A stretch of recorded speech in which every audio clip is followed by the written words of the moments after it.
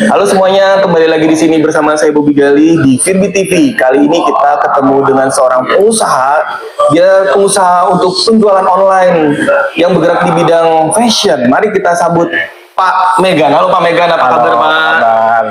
Gimana kabarnya Pak? Baik Pak. Baik. Pak Megan bisa cerita nggak sih usahanya bergerak di bidang apa Pak? Ya masih merintis lah di bidang fashion. Di bidang fashion ya Pak? Lebih ke apa Pak? Perempuan, cowok? Perempuan sih. Perempuan, baju berarti Pak? Apa dress? Baju, dress, ya lebih ke fashion lah. Bukan, bukan baju muslim ya. Kita lebih ke baju fashion lah. Baju fashion, tapi khususnya di wanita ya Pak? Wanita. Nah Bapak melakukan penjualannya online atau ada offline tokonya juga Pak? Sementara online aja. Sementara online, keren. Oh biasa aja. Pak Megan, kalau boleh tahu udah berapa lama Pak menjalankan bisnis online ini? Baru. Berapa lama? 2 tahun, 3 tahun?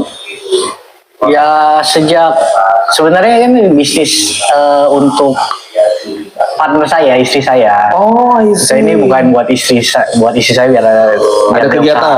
Bukan ada kegiatan lah, cari untung lah. Kalau ada kegiatan tuh mah suruh pedal aja. Waduh, berarti supaya ada kesibukan, ada penghasilan tambahan lah. nambah cuan ya Pak? Ya. Sorry, Bapak belum jawab. Berarti itu udah berapa lama Pak? Kira-kira aja Pak? Setahun lah, belum setahun, 9 bulan, 10 bulan ya.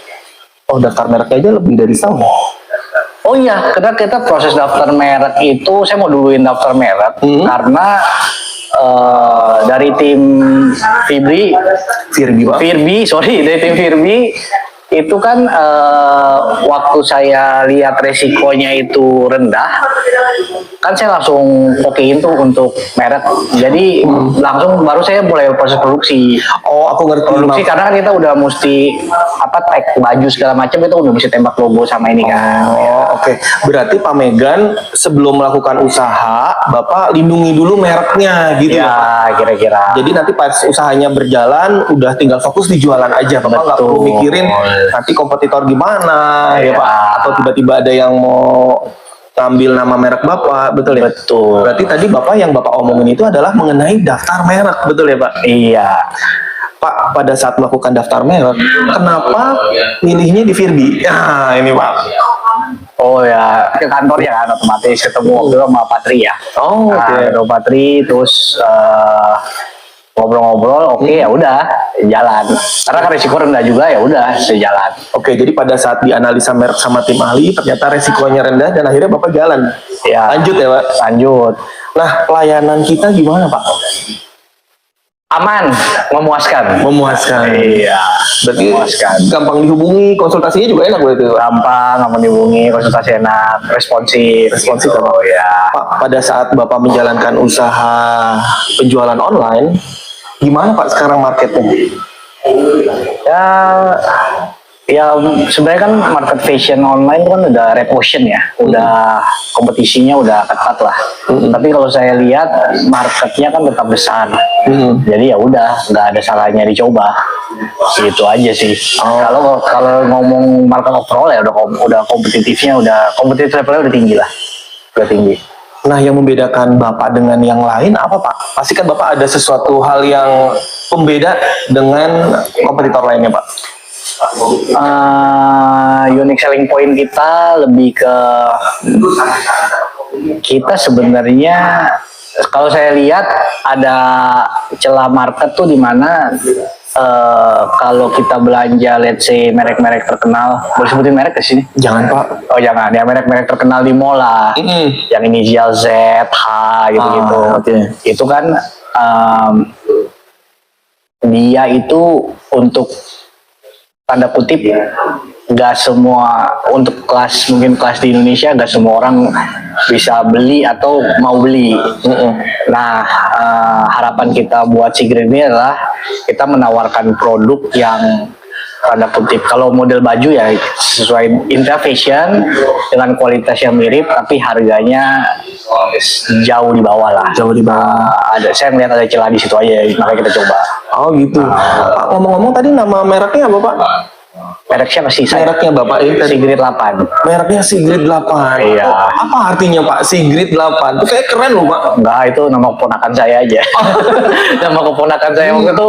Kan waktu itu sebenarnya kita ada mau keluarin satu merek.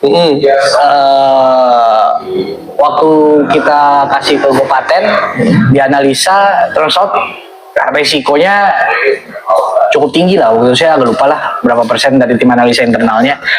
Jadi ya waktu itu saya karena belum jalan juga dan belum apa, ya udah gak mau repot, kita coba ganti alternatif nama lain aja.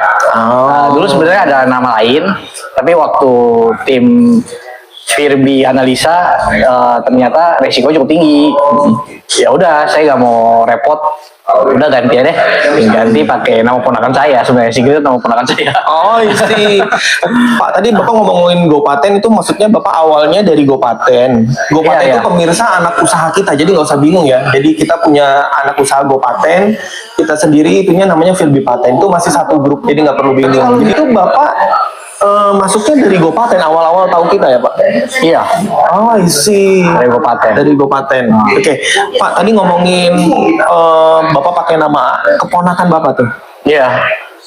Nggak pengen cari yang lain dari sekian banyak nama langsung apa Bapak orang tipenya nggak mau yang susah-susah, yang gampang-gampang aja.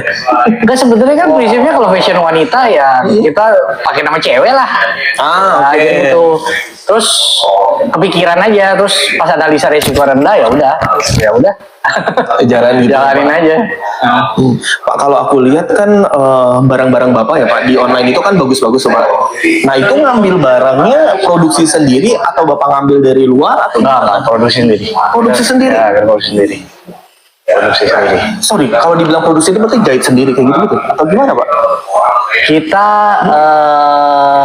ada partner konveksi lah, tapi kalau untuk model apa segala macam dari kita sih. Model bajunya, patternnya, apanya dari kita. Tapi kita ada penjahit lah partner. Ada penjahitan.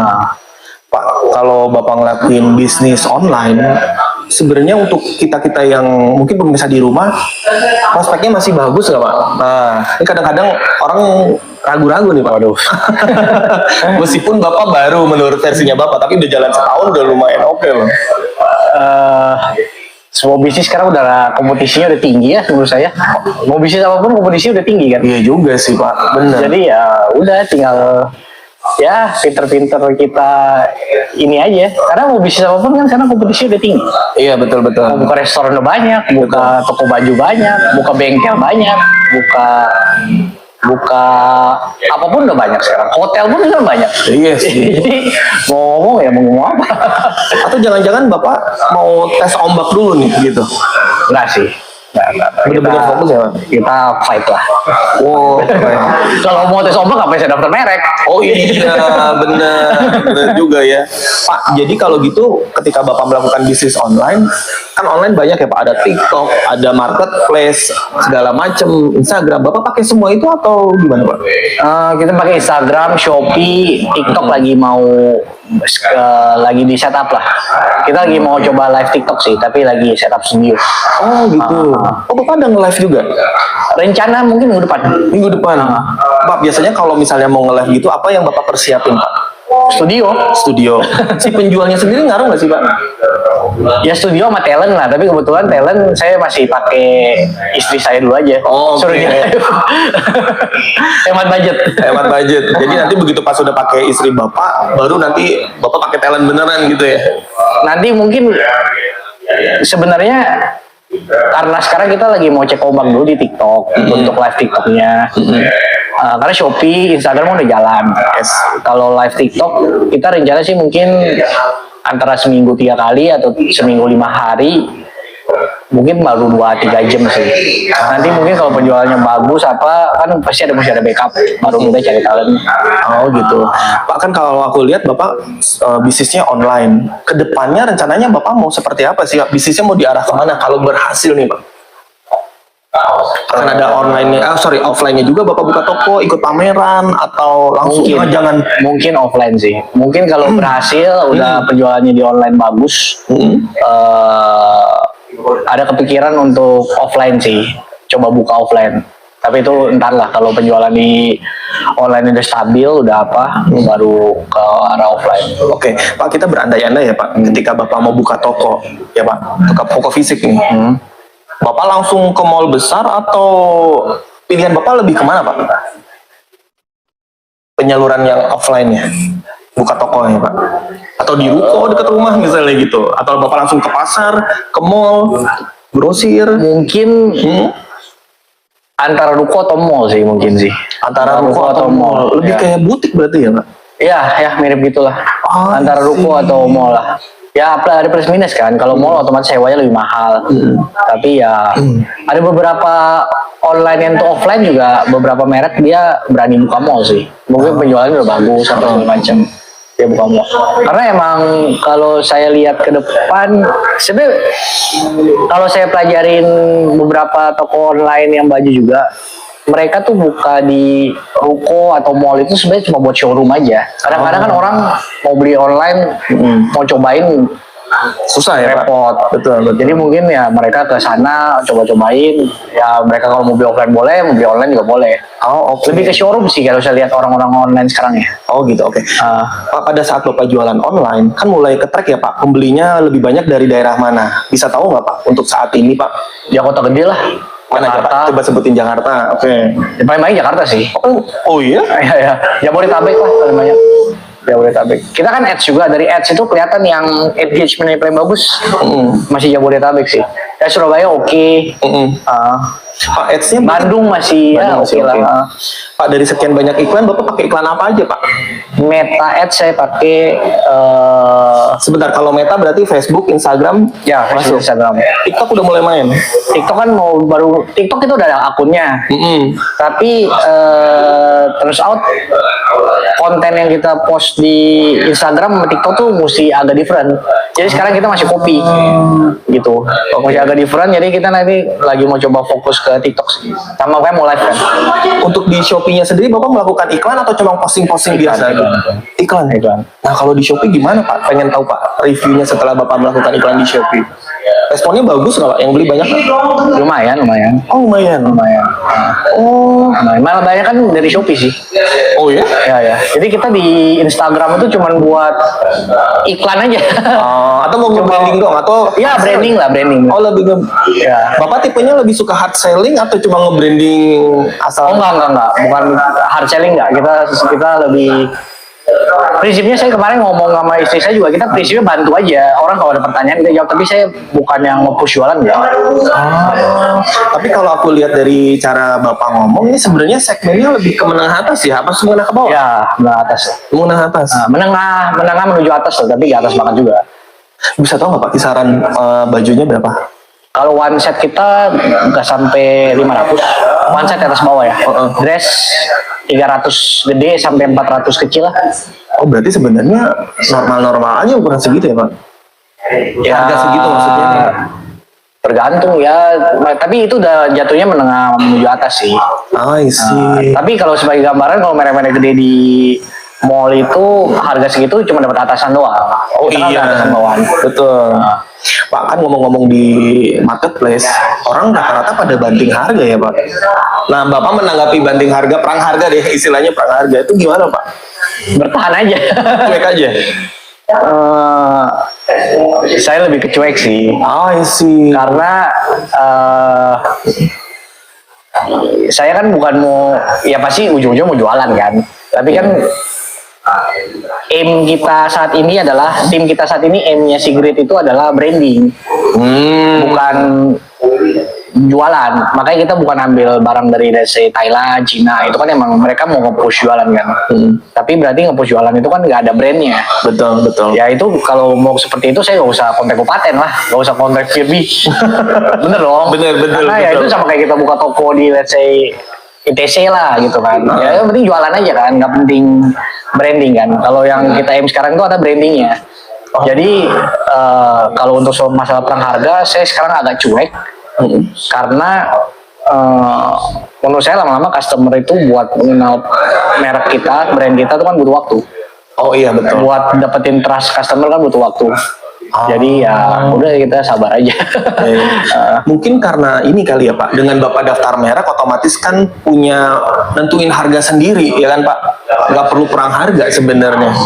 Iya, lebih ke sana sih. Lebih ke sana. Kalau orang udah yang kita cari kan dari customer itu brand loyalty-nya kan. Setelah dia udah loyal, dia harapannya setelah dia loyal, dia suka produk kita, dia rasa produk kita bagus, harganya cocok, dia udah loyal, tiap kali dia mau beli baju kan dia nyari kita.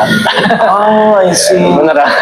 Sama kayak let's say kita mau beli perlengkapan olahraga, yang kita cari kan paling dua aja kan. Betul. Antara N atau A lah. Ya kita pasti ke toko itu aja kan terus kan. Gak ngelirik-ngelirik yang lain lagi. Ya kita gak kayak gitu, tapi harapan kita ya kita pokoknya tujuannya branding gitu. Kalau aku lihat kayaknya Bapak karena branding berarti Bapak berani bakar uang di awal dulu ya? Wah juga. Enggak juga. Ya pasti ada bakar uang lah, tapi bakar uang itu kan relatif ya dari kecil ya.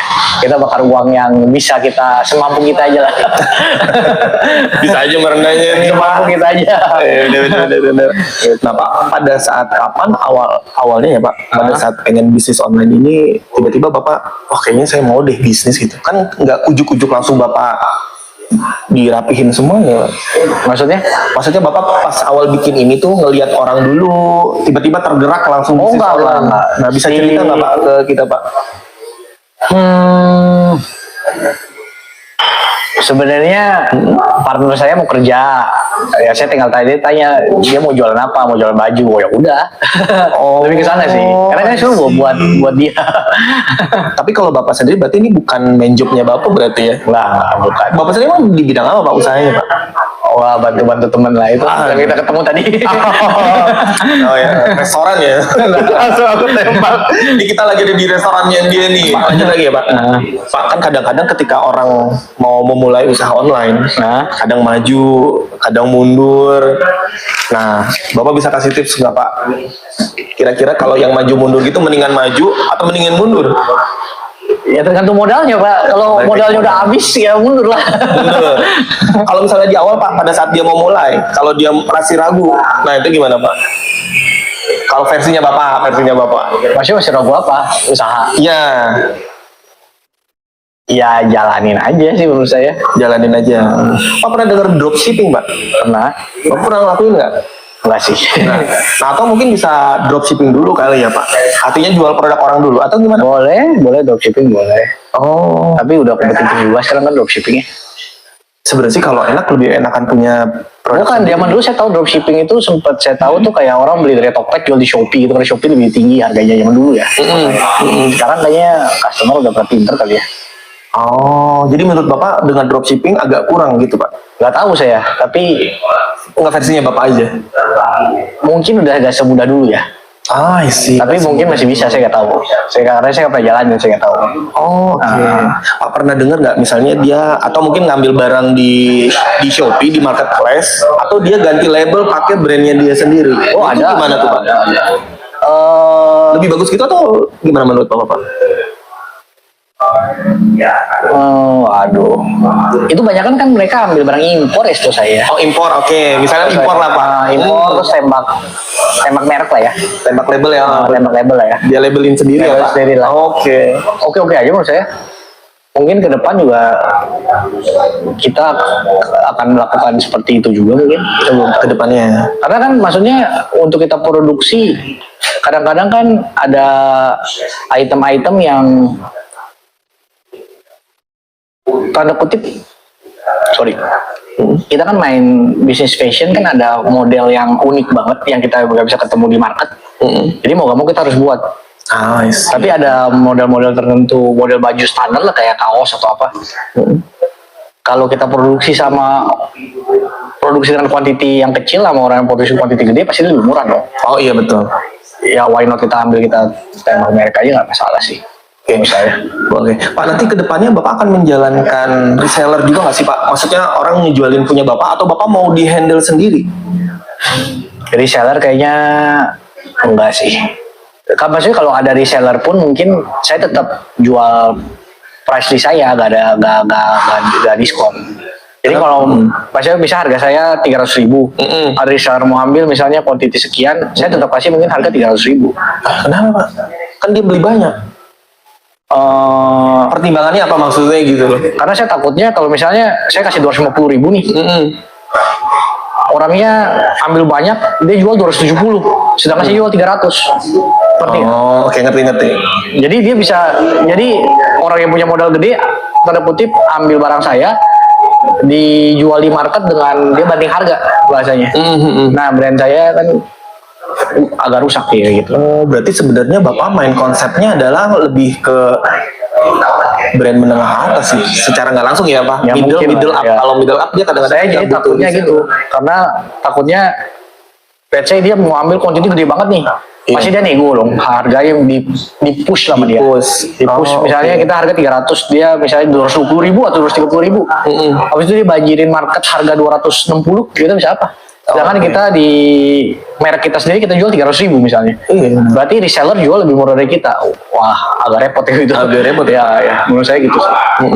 Pak, terakhir nih Pak, bisa kasih tips Pak kepada pemirsa di rumah nih Pak, bagi mereka yang mau seperti Bapak nih, dia mau dia yang mau melakukan penjualan bisnis online. Bisa kasih tips Pak? Boleh Pak, silakan Pak. Apa ya tipsnya? Nggak ada sih, nggak tahu. Mulai dulu kali. Ya mulai dulu aja lah. Mulai dulu. Gimana sorry, apa Pak? Apa yang dilakuin Pak? Ya mulai dulu aja. Oke, Mulai dulu ngukur-ngukur modal. Karena ya ini agak klise ya, tapi semua usaha kan kebanyakan butuh modal ya. Gitu. Ya jadi ngukur modal lah. Kalau modalnya belum cukup mungkin ya ngumpulin dulu, atau saya nggak ngerti juga sih. Pak, sorry, ada satu topik yang aku pengen ini banget. Kan tadi bilang Bapak mengenai modal. Saran Bapak ya Pak, kalau misalnya dia nggak punya modal, pinjem ke bank. Mendingan dia pinjem ke bank atau mendingan nunggu aja? Sekarang banyak KTA ya Pak. Waduh. Nah, mungkin bisa Menurut kasih saya pertimbangan, Pak. either nunggu atau cari partner yang punya modal. Itu yang lebih wise menurut saya. Kenapa Pak? Bapak nggak mau menggunakan fasilitas banking Pak? Bukan nggak mau. Kalau bisnis sudah berjalan saya pakai. Tapi kalau bisnis belum berjalan kan agak 50-50 ya usaha ya. Kalau berhasil ya bagus. Kalau nggak berhasil, Takutnya malah nambah beban ya Pak. ya, ya kalau menurut saya tuh, bukan menurut saya sih, menurut data sih. Usaha itu bangkrut, maksudnya gagal lah, bukan bangkrut ya. Usaha itu gagal, alasan terbesarnya itu kan kehabisan modal. Iya betul. Kehabisan modal. Nggak panjang lah ya Pak. Iya, Napasnya jadi ya, Pak. napasnya nggak panjang. Kalau napas kita panjang, let's say kita cuma pakai 10% dari modal kita buat usaha, ada 90% nih. Yang mana kita lebih fresh lah mikir strategi apa. Tapi kalau misalnya 100% kita dorong, udah gak ada pelor lagi, mau nembak pakai apa?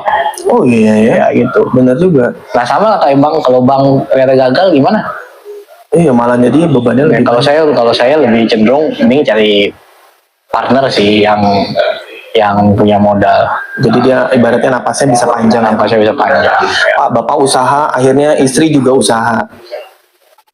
Bagi waktunya juga. Istri mulai sibuk nggak Pak dengan usaha yang online Bapak buat ini buat istri Pak? Ya lumayan lah. Lumayan ya Pak. Lumayan. Oh, Bapak ikut campur ke usaha istrinya atau nggak Pak? Ya ikut campur lah. Oh iya, karena Bapak yang mendanai. Jangan-jangan ikut campur. ikut campur. Kan dia lebih kurang berpengalaman juga lah dari saya. Jadi ya saya bantu pikirin lah. Oh gitu Ya. Pak. Tapi operasional daily-nya dia. Operasional daily. Atau Bapak juga nggak terlalu mengikuti daily-nya ya Pak berarti? Atau Bapak lihatnya laporan bulanan aja nih Pak? Enggak, strateginya saya pikirin strateginya saya bantu pikirin, tapi yang saya nggak bisa bantu itu adalah kita mau keluarin model baju seperti apa, yang lagi tren baju seperti fashion itu seperti apa, itu ya itu udah PR dia lah, karena saya cowok mana saya ngerti kan gitu aja. Oh iya, betul. Terus contoh lagi di TikTok lagi viral apa atau konten apa lagi viral, wah itu urusan dia lah, saya nggak ikutin. Gitu. Berarti istri Bapak beruntung banget nih Pak. Wah, biasa aja. Gitu. Masih merintis juga gitu, masih merintis. Masih meriah. Apaan nih gede banget. Perintis. Oke, Sama Pak. Firvi Group jauh lah jauh. Waduh, dibandingin sama kita ya enggak lah Pak. Beda. Jauh. Pak, makasih banget buat Siap. waktu hari ini buat ngobrol-ngobrolnya. Ya. Sukses terus buat bisnis online-nya. Terima Sama kasih. usaha restoran Bapak ya Pak. Terima kasih. Semoga makin maju terus. Amin. Dan yang terpenting jangan lupa sama Firbi ya Pak. Oh pasti dong. Ini lagi mau daftar lagi. Daftar lagi. Semoga lancar ya. Amin. Dibantu dong. Amin. Kalau dibantu. Kita usahain yang terbaik ya. Oke. Baik pemirsa, sekian dulu tayangan kali ini. Sampai ketemu di tayangan Firbi TV selanjutnya. Terima kasih. Terima kasih.